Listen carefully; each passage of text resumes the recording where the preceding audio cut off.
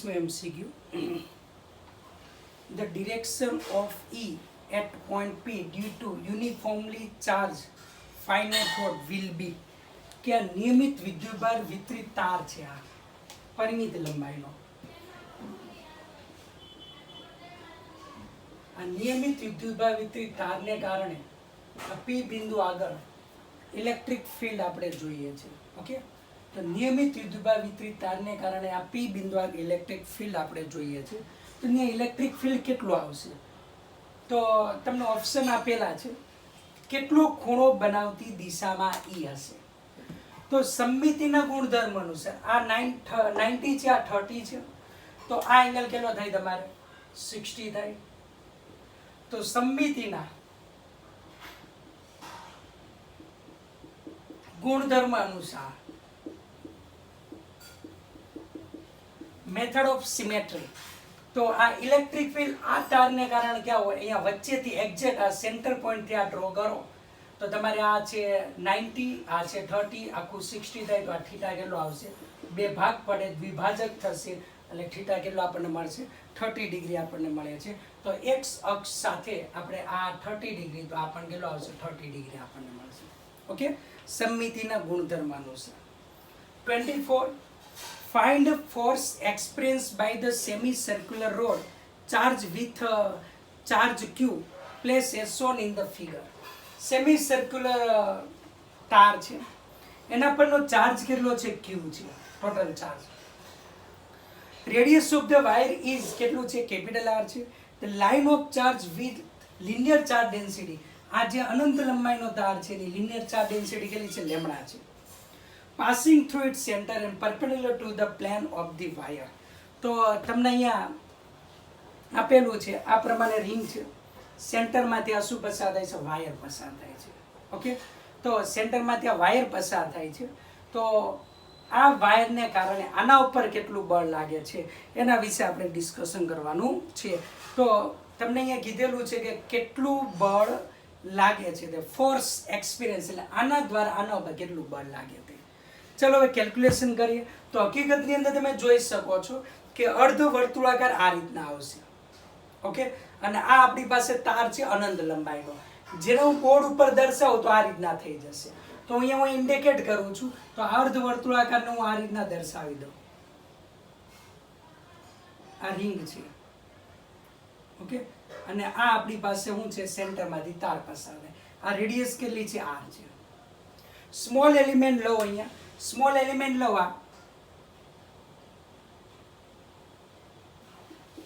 આ small element x અક્ષ સાથે થીટા ખૂણો બનાવે, અને આ સ્મોલ એલિમેન્ટ છે આ હું ડી થીટા લઉં છું. આ થીટા છે, આ ડી થીટા છે. તેથી આ ચાપની લંબાઈ તમે લખી શકો છો R into D theta, R into D theta. તો અહીંયા તાર આ પ્રમાણે છે, આ તાર અને આ રિંગ. તો આને કારણે ઇલેક્ટ્રિક ફિલ્ડ આ રીતના હોય છે, તારને લંબરૂપે. તો તારને લંબરૂપે એટલે હું આ પોઈન્ટ લઉં તો અહીંયા ઇલેક્ટ્રિક ફિલ્ડ છે આ ડિરેક્શનમાં આવશે. હું ઇલેક્ટ્રિક ફિલ્ડ લઉં તો અહીંયા ઇલેક્ટ્રિક ફિલ્ડના બે કમ્પોનન્ટ પડે, એક તો ડી કોસ થીટા એટલે ઈ કોસ થીટા, બીજો અહીંયા ઉપરની ડિરેક્શનમાં આવે ઈ સાઇન થીટા. તો અહીંયા જેવો ઘટક લીધો એવો તમે નીચે ઘટક લઈ શકો છો. તો અહીંયા ઘટક લો તો ઇલેક્ટ્રિક ફિલ્ડ અહીંયા હોય, તો અહીંયા પણ બે ઘટકો પડે, ઈ કોસ થીટા અને ઈ સાઇન થીટા ક્યાં આવે? નીચે આવે. ઈ સાઇન થીટા ક્યાં આવશે? નીચે આવે. તો સામસામેના આવા થીટા કોણ ધરાવતા ચાપના ઈ સાઇન થીટા ઘટકો એકબીજાને શું કરે? નાબૂદ. માત્ર ઈ કોસ થીટા ઘટકને કારણે જ આપણને વિદ્યુત ક્ષેત્રની તીવ્રતા મળે છે. અહીંયા મેં થીટા એંગલે ડી થીટા કોણ વાળો એક ચાપ લીધો છે. તો અહીંયા જો થીટા એંગલે ડી થીટા જેવો ચાપ લો તો બેના ઈ કોસ થીટા ઘટક એક જ બાજુ આવશે, ઈ સાઇન થીટા ઘટક પરસ્પર વિરુદ્ધ દિશામાં. તેથી માત્ર જે ઇલેક્ટ્રિક ફિલ્ડ મળશે એ માત્ર કોને કારણે મળે છે? ઈ કોસ થીટાને કારણે મળે. તેથી એફ નેટ પરિણામી બળ ઇક્વલ ટુ બળ બરાબર ચાર્જ ગુણ્યા, તો ચાર્જ આપણી પાસે dq ઇન્ટુ વિદ્યુત ક્ષેત્ર કયું આવશે? ઈ કોસ થીટા. પણ આ તો સ્મોલ એલિમેન્ટ છે, ટોટલ મારે જોઈએ તો અહીંયાથી અહીંયા સંકલન કરવું પડે, તો ઇન્ટિગ્રેશન લેવું પડે. તો ઇન્ટિગ્રેશન કેટલું લેશું? તો ઇન્ટિગ્રેશન આપણે અહીંયા લઈએ, આ રીતના લઈએ. આ તાર છે, અહીંયાથી આમ છે અર્ધ વર્તુળાકાર છે, તો આ માઇનસ અને આ તરફ પ્લસ, તો -π/2 થીટા છે એટલે -π/2 થી +π/2. dq ઇક્વલ ટુ ડીક્યુ બરાબર લખી શકો છો લેમડા ઇન્ટુ ડીએલ. તો સ્મોલ એલિમેન્ટ લીધેલું છે, DQ equal to lambda into DL આપણી પાસે છે. તો DQ equal to lambda into DL. Lambda બરાબર આની લંબાઈ છે અર્ધ પરિઘ પાય આર. તો ટોટલ ચાર્જ છે ક્યુ, અહીંયા આવશે પાય આર. ડીએલ બરાબર શું છે? ચાપની લંબાઈ આર ડી થીટા. ચાપની લંબાઈ કેટલો આવશે? R d theta. Therefore q upon pi r, આ આર આર કેન્સલ થશે, તો r R cancel, pi q by pi r r જશે એટલે ડી થીટા ખાલી વધશે, ઇન્ટુ ઈ કોસ થીટા. પણ અનંત લંબાઈના તારને કારણે આર અંતરે વિદ્યુત ક્ષેત્રની તીવ્રતા છે ઈ બરાબર lambda upon 2 pi epsilon 0 R. Okay, આ કિંમત પણ અહીંયા મૂકી દઉં તો અહીંયા લખી શકો ક્યુ અપોન પાય કોમન લઉં, ઈ એટલે lambda upon 2 pi epsilon 0 r minus pi by 2 થી plus pi by 2 cos theta d theta લખાય એફ નેટ. તેથી અહીંયા લખી શકો છો એફ નેટ ઇક્વલ ટુ અહીંયા Q lambda upon pi square થશે 2 પાઈ સ્ક્વેર એપ્સિલોન 0 આર. કોસનું ઇન્ટિગ્રેશન આવશે sine theta minus pi by 2 થી પ્લસ પાઈ બાય 2. તમે જોઈ શકો છો ડીક્યુ બરાબર Q R R cancel, Q by pi D theta, E બરાબર lambda upon 2 pi epsilon 0 R.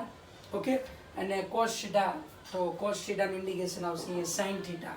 Therefore અહીંયા આવશે Q lambda upon 2 pi square epsilon 0 R sine pi by 2 minus sine minus pi by 2. Sine minus pi by 2 એટલે -1 minus minus plus 1 plus 1 2 2 2 cancel, તો Q lambda upon pi square epsilon 0 R. આ આપણને resultant force આપણને મળશે. Okay, તો resultant force તમને મળે છે Q lambda upon pi square epsilon 0 R. તો આન્સર ઇઝ કયો આવશે તમારા ફોર્મ બે થશે. ઓકે, અહીંયા આન્સર કયો તમને આવે છે? એ.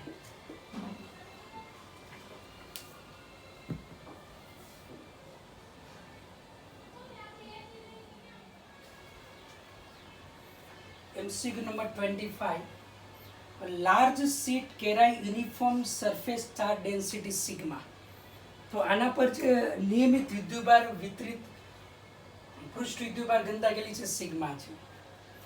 Road of length 2L. આ રોડની લંબાઈ કેટલી છે? 2L છે. Has linear charge density lambda. અડધા ભાગમાં પ્લસ લેમ્બડા છે, બાકીના અડધા ભાગમાં માઇનસ લેમ્બડા છે. The road is hinged at midpoint O. મધ્ય બિંદુએથી એને લટકાવેલ છે O બિંદુએથી. Makes an angle theta with normal to the seat. એટલે કે સીટ આ રીતના હોય તેના નોર્મલ સાથે લંબ સાથે કેટલો ખૂણો બનાવે છે? થીટા ખૂણો બનાવે છે. The torque experienced by the rod is ખાલી જગ્યા. તો આપેલો રોડ છે એ કેટલું ટોર્ક અનુભવશે? તો હું અહીંયા ઇન્ડિકેટ કરું છું કે હું એક અહીંયા અનંત લંબાઈ ધરાવતા સીટ છે, આ સીટને હું આ રીતે ઇન્ડિકેટ કરું. આ સીટ છે, પૃષ્ઠ વિદ્યુતભાર ઘનતા સિગ્મા પ્લસ છે. હવે આપણને ખબર છે સીટને કારણે વિદ્યુત ક્ષેત્રની તીવ્રતા કેવી હોય? આ રીતના આવશે. તો અહીંયા વિદ્યુત ક્ષેત્રની તીવ્રતા હું અહીંયા ઇન્ડિકેટ કરું, આ ડિરેક્શન. વિદ્યુત ક્ષેત્રની દિશા છે ઈ. કોને કારણે? આ સીટને કારણે. એ કેટલી છે? સિગ્મા અપોન 2 એપ્સિલોન 0 હોય. કેટલું હોય છે? સિગ્મા અપોન 2 એપ્સિલોન 0 અનંત વિસ્તાર ધરાવતી જે પ્લેટ છે એને કારણે. બટ આ જે રોડ છે એ હું અહીંયા ઇન્ડિકેટ કરું, આ સીટ છે એનો લંબ એટલે વિદ્યુત ક્ષેત્રની દિશા થાય. તો એની સાથે કેટલો ખૂણો બનાવે છે? આની સાથે એ ખૂણો બનાવે છે થીટા. ઓકે, આ O પોઈન્ટ છે, આની સાથે એંગલ કેટલો બનાવે છે? થીટા. હવે અહીંયા ધન વિદ્યુતભાર વિતરિત થયેલો છે, અહીંયા માઇનસ. ટોટલ રોડની લંબાઈ 2L છે. રોડની લંબાઈ કેટલી છે? 2L. તો આ લંબાઈ કેટલી થાય? L થાય. આ લંબાઈ કેટલી થાય? L થાય. હવે બધું બળ તેના કેન્દ્ર ઉપર લાગતું લેવાય તો આ L લંબાઈ છે, આના ઉપર બળ ક્યાં લાગશે? આની વચ્ચે. તો અહીંયા હું એના ઉપર લાગતું બળ દર્શાવું છું. તો આ બળ આના ઉપર આ ડિરેક્શનમાં વચ્ચે લાગશે અને આના ઉપર બળ ક્યાં લાગશે? વચ્ચે, એટલે આ ડિરેક્શનમાં. તો બળ કેટલું લાગે? Q * E. તો આના પરનો વિદ્યુતભાર કેટલો આવશે? Lambda * L. તો Q ની જગ્યા ઉપર કેટલો આવશે? અહીંયા લેમ્ડા * લંબાઈ છે L * E. આ બળ આ દિશામાં અને આના પર બળ આ દિશામાં લેમ્ડા L * E. બે બળનું મૂલ્ય સમાન, દિશા પરસ્પર કેવું છે? વિરુદ્ધ. ઓકે, ટોર્ક શોધવાનું છે તો બે વચ્ચેનું લંબ અંતર જોઈશે. આ લંબ અંતર, આ લંબ અંતર. તો આ થીટા છે, તો ઓલસો થીટા. થીટાની સામેની બાજુ આ L/2, આ L/2 એટલે આખું આ અંતર થશે. બધું બળ ક્યાં લીધેલું છે? એના દ્રવ્યમાન કેન્દ્ર પર લીધેલું છે. વચ્ચેનું પોઈન્ટ આ L લંબાઈ છે, વચ્ચેનું પોઈન્ટ અહીંયા ત્યાં L/2 થાય. અહીંયા L લંબાઈ છે, વચ્ચેનો પોઈન્ટ L/2. તો આ L/2, આ પણ L/2, એટલે આખી લંબાઈ L થાય. તો બે બળો વચ્ચેનું લંબ અંતર L sin થીટા થશે. કયું થશે? L sin theta. તો આપણે અહીંયા ટોર્ક જોઈએ છે. તો ટોર્ક બરાબર આપણે શું લખી શકીએ છીએ? ટોર્ક બરાબર કોઈ એક બળનું મૂલ્ય ગુણ્યા બે બળો વચ્ચેનું લંબ અંતર. ટોર્ક એટલે કોઈ એક બળનું મૂલ્ય, તો કોઈ એક બળ એટલે લેમ્ડા L E છે, ગુણ્યા બે બળો વચ્ચેનું લંબ અંતર એટલે L sin થીટા છે. બે બળો વચ્ચેનું લંબ અંતર L sin થીટા. હવે શીટને કારણે વિદ્યુત ક્ષેત્રની તીવ્રતા તો લેમ્ડા L² E એટલે સિગ્મા બાય 2ε0 sin થીટા થશે.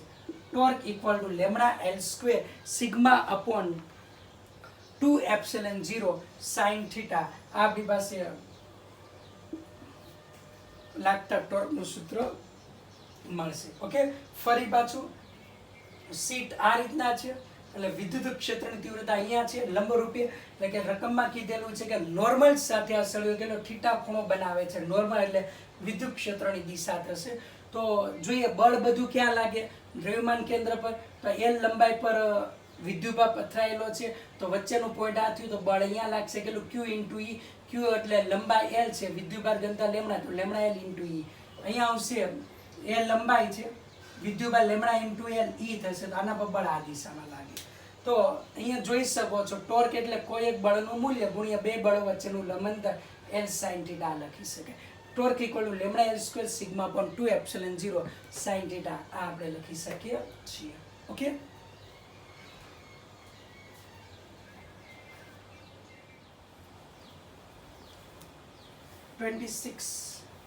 sphere of radius r carries charge such that its volume charge density is proportional to the square of the distance from the center. એક r ત્રિજ્યાનો એક ગોળો છે, capital R ત્રિજ્યાનો. નિયમિત વિદ્યુતભાર વિતરણ થયેલું છે, એની વોલ્યુમ ચાર્જ ડેન્સિટી આપેલી છે ρ proportional to r². કેન્દ્રથી અંતરના વર્ગના વ્યસ્ત સમપ્રમાણમાં છે. What is the ratio of the magnitude of the electric field at a distance 2r from the center to the magnitude of electric field at the distance of r/2 from the center? 2r થી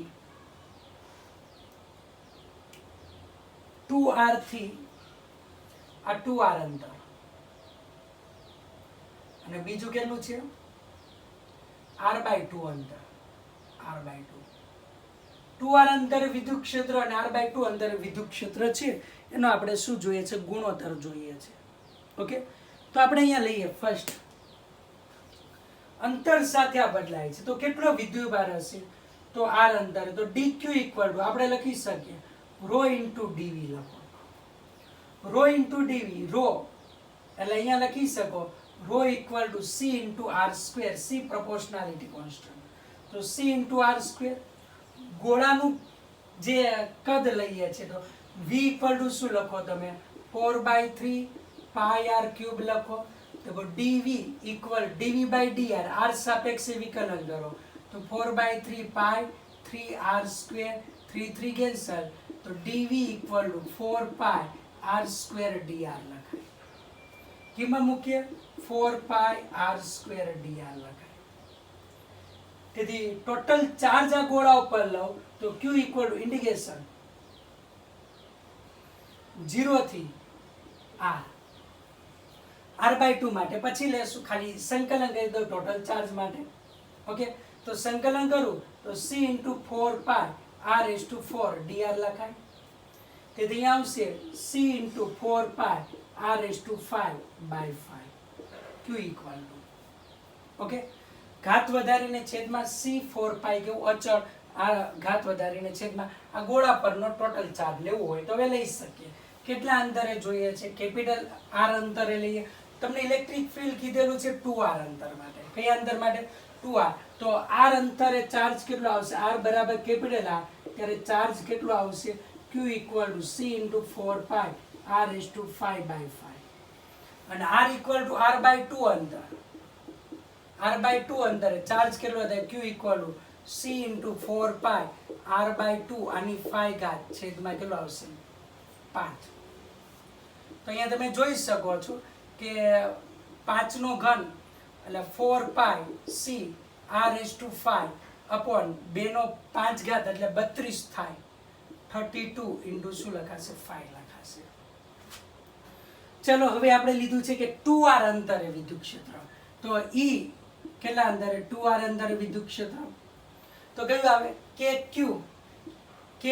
q આવશે c × 4 pi r⁵5/5 upon અંતર કેટલું છે? 2r એટલે 2r નો વર્ગ divide by એટલે સાદરૂપ આપી દેવાય અથવા તો e r/2 અંતરે.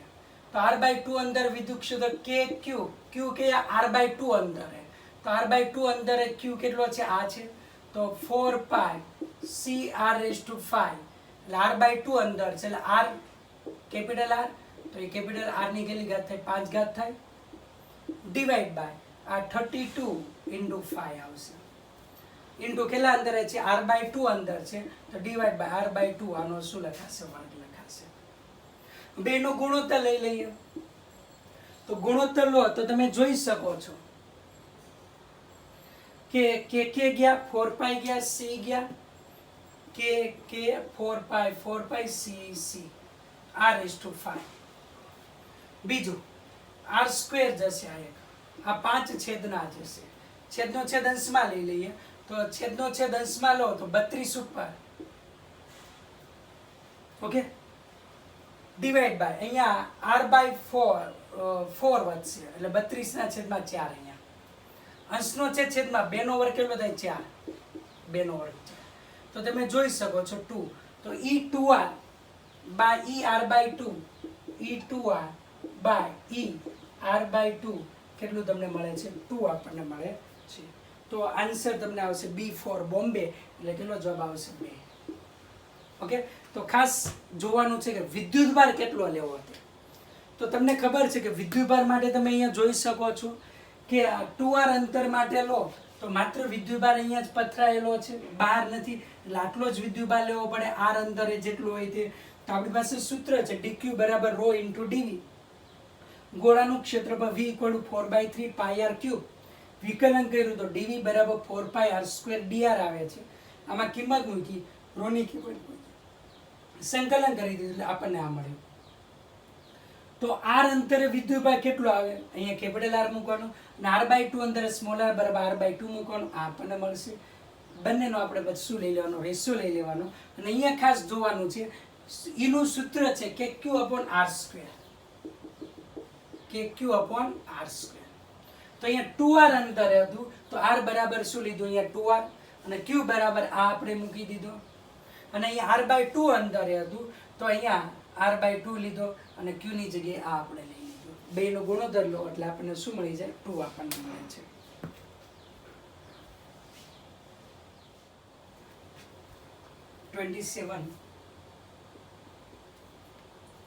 An uncharged conducting large plate is shown.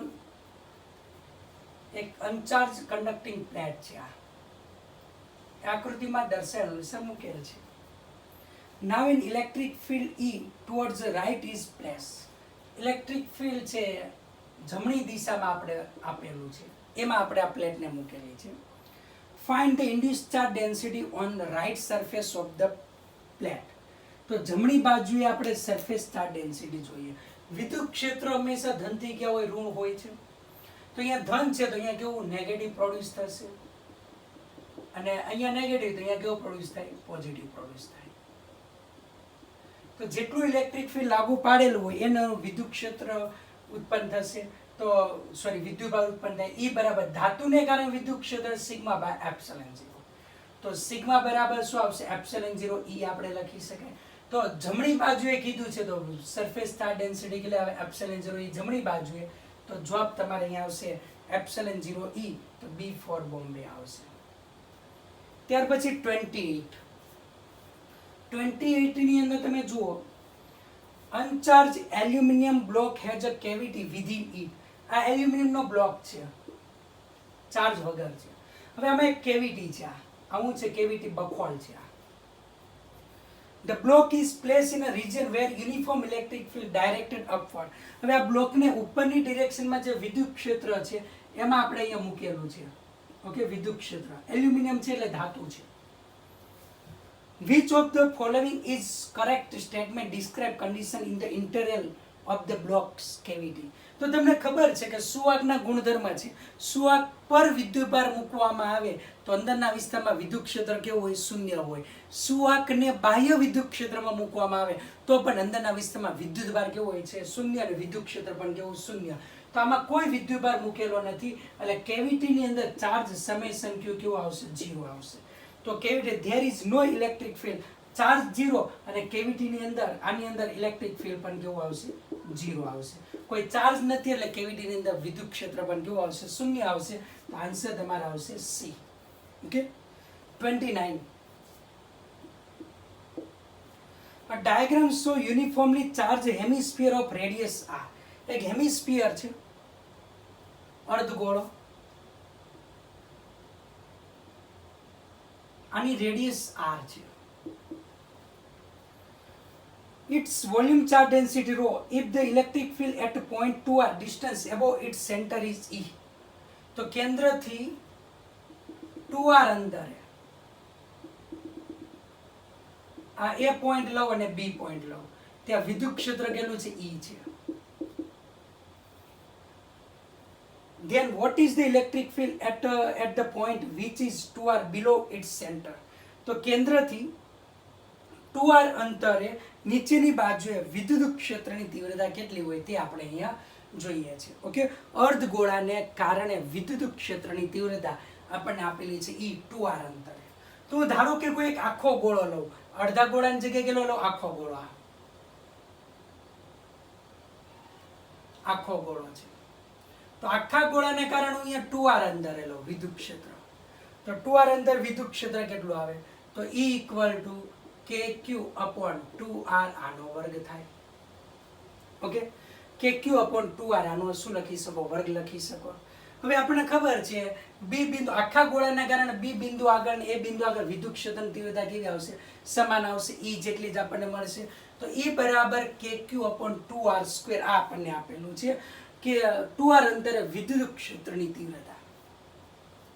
તો તમને અહીંયા નીચેના બિંદુ B આગળ વિદ્યુત ક્ષેત્રની તીવ્રતા કેટલી છે આપણે મારે જોઈએ છે. તો આપણને ખબર છે કે અર્ધગોળાને કારણે 2r અંતરે વિદ્યુત, એટલે ટોટલ વિદ્યુત ક્ષેત્રની તીવ્રતા આપણે આ લઈએ છીએ. આખા ગોળાને કારણે, ઓલ સ્ફિયરને કારણે આટલી આવે. તો એમાંથી અર્ધગોળાને કારણે ક્ષેત્રની તીવ્રતા શોધ બાદ કરી નાખો એટલે તમને શું મળી જાય, નીચેના ભાગે કેટલી વિદ્યુત ક્ષેત્રની તીવ્રતા હોય એ મળી જાય. તો EB = આખા ગોળાને કારણે કેટલું છે, E સ્ફિયર માઇનસ આ અર્ધગોળાને કારણે A બિંદુ આગળનું શું કરી શકો, બાદ કરી નાખો એટલે તમને શું મળશે, વિદ્યુત ક્ષેત્રની તીવ્રતા B બિંદુ આગળ નીચે મળે. તો E સ્ફિયર એટલે KQ upon 4r². એ બિંદુ આગળ કેટલું આપ્યું છે, E આપેલું છે. K એટલે 1/4πε0, Q એટલે ρ × V એટલે 4/3πr³ upon અહીંયા 4r² આવશે, માઇનસ E થશે. 4π કેન્સલ થશે, r² જશે. તો ρr upon 3 નીચે આવ્યા એટલે 3 × 4 12 માઇનસ E આ આપણે લખી શકીએ. B બિંદુ આગળ વિદ્યુત ક્ષેત્રની તીવ્રતા. ફરી પાછું આપણે લઈએ તો ρr upon 12 માઇનસ E આપણે લખી શકીએ. તો તમે જોઈ શકો છો કે અર્ધગોળાને કારણે એ બિંદુ આગળ વિદ્યુત ક્ષેત્રની તીવ્રતા કેટલી છે? E છે. આખા ગોળાને કારણે આપણે કોઈ પણ 2r અંતરે લો તો KQ/2r આનો વર્ગ લખી શકાય. તો આખા ગોળામાંથી આ એ બિંદુ આગળની તીવ્રતા એટલે અર્ધગોળાની બાદ કરી નાખો આટલા ભાગની, તો એના કારણે બી બિંદુ આગળની આપણે તીવ્રતા મળી શકે. તો કેટલી તીવ્રતા મળશે? ρr/12ε0. તો બી બિંદુ આગળની તીવ્રતા એટલે આખા ગોળાની માઇનસ શું કરી નાખ્યા? અર્ધગોળાની. કારણ કે અડધો ગોળો બાદ કરો, આખા ગોળામાંથી અર્ધ ગોળાનું તીવ્રતા બાદ કરી નાખો એટલે આપણને શું મળી જાય કે અર્ધગોળાને કારણે નીચેના બી બિંદુ આગળ તીવ્રતા મળશે. ઓકે, તો યાદ રાખવાનું છે.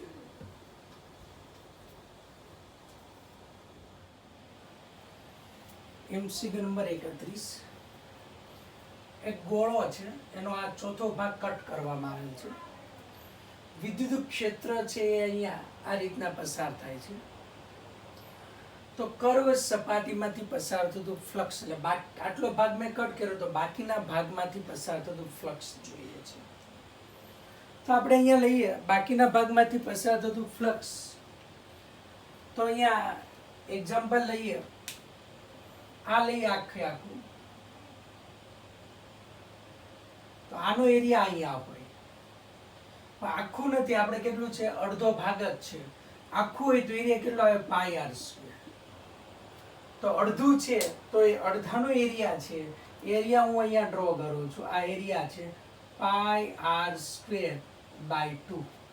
ક્યાં છે? નીચેની દિશામાં, એટલે -j લખાશે. એ રીતના બીજો ભાગ છે એ આ રીતના છે, એનો એરિયા અહીંયા આવે, એ પણ ઓલસો πr².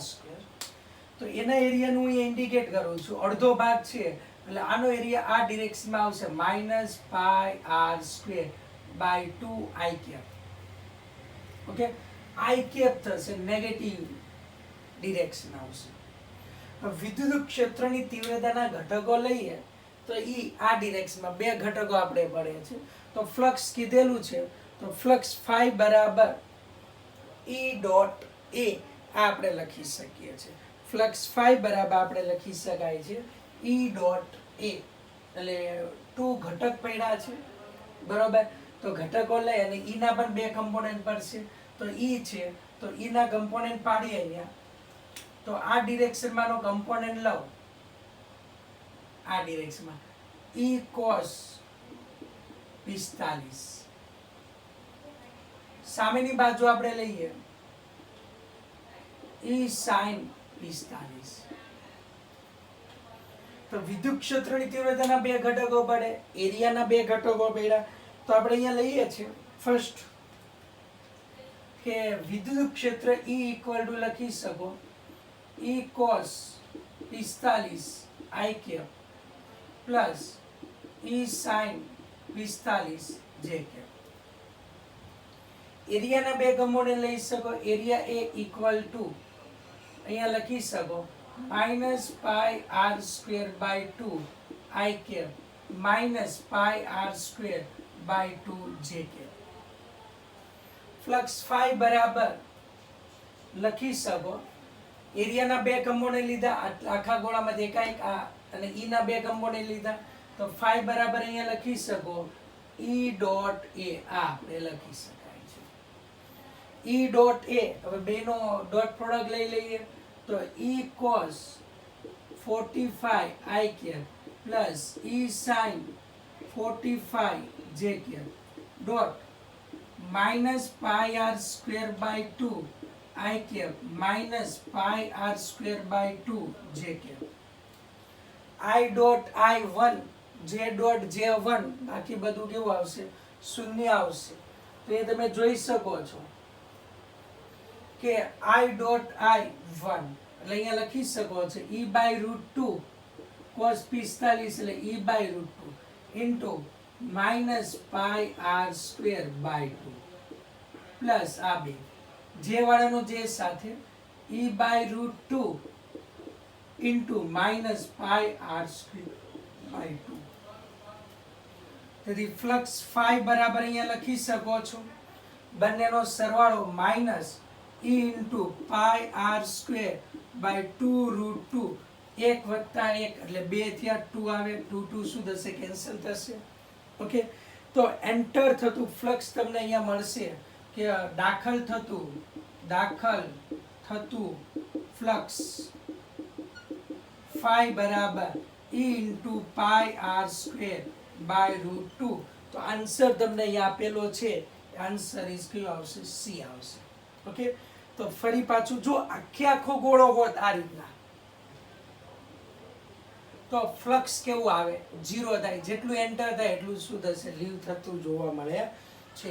તો મીન્સ કે આટલો પોર્શન ભાગ દૂર કર્યો તો આનો એરિયા લેવાનો રે, આનો એરિયા, એટલે ક્રોસમાં ઇલેક્ટ્રિક ફિલ્ડ છે, એટલે આનો એરિયા નીચે તરફ, આનો એરિયા આ બાજુએ છે, પણ અડધો જ એરિયા અહીંયા બહાર છે, ખુલ્લો ભાગ છે, તો અડધો એરિયા છે એટલે આ એરિયા કેટલો લેવાશે? પાઈ આર સ્ક્વેર બાય 2. આ એરિયા પણ કેટલો લેવાશે? પાઈ આર સ્ક્વેર બાય 2. આ આપણે લેવામાં આવે છે. ઓકે, તો આ રીતના આપણે ફ્લક્સ ફાઇન્ડ કરી શકીએ છીએ.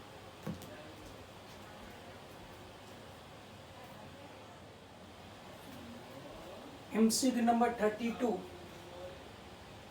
માઇનસ રો કદ વિદ્યુતભાર ઘનતા ધરાવતો ગોળો છે, એનું કેન્દ્ર ઉગમ બિંદુથી ડી અંતરે છે. તો ગોળાની ત્રિજ્યા r છે, ગોળાની અંદર આવેલું બિંદુ P આગળ વિદ્યુત ક્ષેત્રની તીવ્રતા મારે જોઈએ છે. અહીંયાથી આ અંતર આપણે લઈએ છીએ, સ્થાન સદિશ r આપેલું છે. તો અહીંયા લઉં છું આના મધ્ય બિંદુથી આ અંતર આવું s લઉં છું. તો ગોળાની અંદરના વિસ્તારમાં વિદ્યુત ક્ષેત્રની તીવ્રતાનું સૂત્ર, ગોળાની અંદરના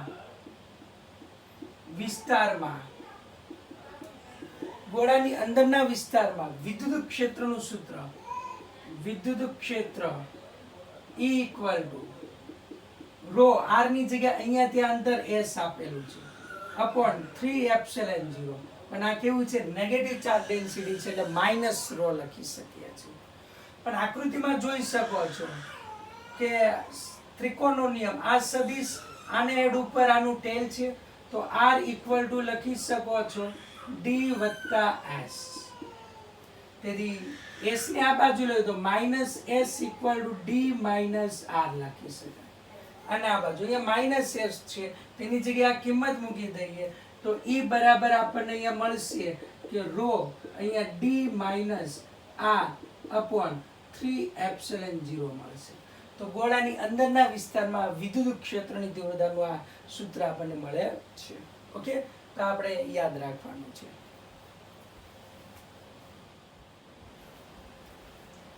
MCQ number 33. A large metal sheet is placed in a uniform electric field. વિદ્યુત ભારે ત્યાં મેટલ પ્લેટને બાહ્ય વિદ્યુત ક્ષેત્ર નિયમિત E0 છે એમાં મૂકવામાં આવેલ છે. After placing the sheet, the electric field is perpendicular to the plane of the sheet. તો આ શીટને કેવું છે? ઇલેક્ટ્રિક ફિલ્ડ લંબ છે. After placing the sheet into the field, the electric field on the left side is, કે ડાબી બાજુ જે ઇલેક્ટ્રિક ફિલ્ડનું મૂલ્ય છે E1, આ આપણને આપેલું છે 5 ગુણ્યા 10⁵ વોલ્ટ પર મીટર, અને જમણી બાજુએ આપેલું છે E2 એ 3 ગુણ્યા 10⁵ વોલ્ટ પર metre. The sheet experience net electric force. આ શીટ કેટલું બળ અનુભવે છે? F equal to 0.08 ન્યૂટન બળ અનુભવે.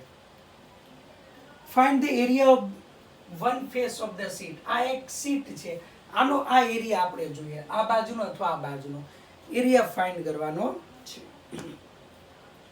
હવે એક્સટર્નલ ફિલ્ડમાં તમે મૂકો, પહેલા તો સૌપ્રથમ આ ધન વિદ્યુતભારને કારણે વિદ્યુત ક્ષેત્ર આમ હોય, અહીંયા ધન મેં લીધો એટલે વિદ્યુત ક્ષેત્ર આમ હોય, તો વિદ્યુત ભારને કારણે વિદ્યુત ક્ષેત્ર આ રીતના હોય. પણ બાહ્ય ફિલ્ડમાં મૂકો છો એટલે રિઝલ્ટન્ટ ઇલેક્ટ્રિક ફિલ્ડ અહીંયા રકમ આપેલું આ તરફ છે અને અહીંયા આ તરફ છે. ઓકે, આ મેં વિદ્યુત ભારને કારણે છે, આ બાહ્ય વિદ્યુત ક્ષેત્ર છે, અને આ જે E1 છે આ બેનું રિઝલ્ટન્ટ છે, E2 છે આ બેનું રિઝલ્ટન્ટ છે, એવું બુકમાં આપણને આપેલું છે.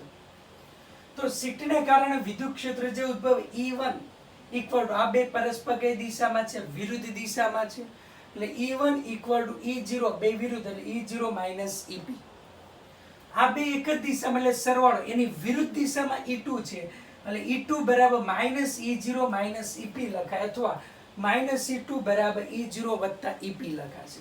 આ બે એક જ દિશામાં છે, એનાથી વિરુદ્ધ દિશામાં, એટલે આ બેના સરવાળા બરાબર આટલું, પણ એના કરતાં કઈ દિશામાં? વિરુદ્ધ દિશામાં, એટલે માઇનસ લખો. તો બેનો હું અહીંયા સરવાળો કરું તો E1 માઇનસ E2, EP જાય 2E0, 2E0. તેથી E0 બરાબર E1 માઇનસ E2 બાય શું આવશે? 2 આપણને મળે છે. E1 બરાબર 5 ગુણ્યા 10 ની 5, E2 બરાબર 3 ગુણ્યા 10 ની 5. તો 5 ગુણ્યા 5 માંથી 3 જાય એટલે 2, અને 2 કેન્સલ, 10 ની 5 વોલ્ટ પર મીટર આપણને મળે. એવી રીતે આ બેનો આમાંથી આ બાદ કરો તો E0 જાય, E1 વત્તા E2 બરાબર -2 EP વધે, તેથી EP બરાબર -E1 વત્તા E2 બાય 2 આવે. E1 E2 ની કિંમત મૂકો તો આપણને મળે છે -4 × 10⁵ વોલ્ટ પર મીટર. પણ EP બરાબર આ ચાર્જને કારણે જે વિદ્યુત ક્ષેત્ર છે સિગ્મા બાય 2 એપ્સિલોન 0, તો સિગ્મા બાય 2 એપ્સિલોન 0 -4 × 10⁵, તો સિગ્મા બરાબર -8 એપ્સિલોન 0 × 10⁵ થશે. હવે બળ F બરાબર Q × E0 છે, Q બરાબર સિગ્મા × A × E0. તેથી સિગ્માની કિંમત અહીંયા મૂકી દીધી, E0 ની કિંમત જે મળી હતી કેટલી મળી? 10 ની 5, એ પણ અહીંયા મૂકી. આમાં કિંમત મૂકી તો એ બરાબર આપણને મળે છે 3.65 × 10⁻² મીટર સ્ક્વેર, આ આપણને મળે છે. ઓકે, તો આ ખાસ યાદ રાખવાનું છે. ફરી બાહ્ય ક્ષેત્ર E0 છે, EP એ જે ચાર્જ મૂકેલો છે એને કારણે વિદ્યુત ક્ષેત્ર છે, E1 એ આ બેનું રિઝલ્ટન્ટ, E2 એ આ બેનું રિઝલ્ટન્ટ, જેની વેલ્યુ આપણને રકમની અંદર આપેલી છે. ઓકે.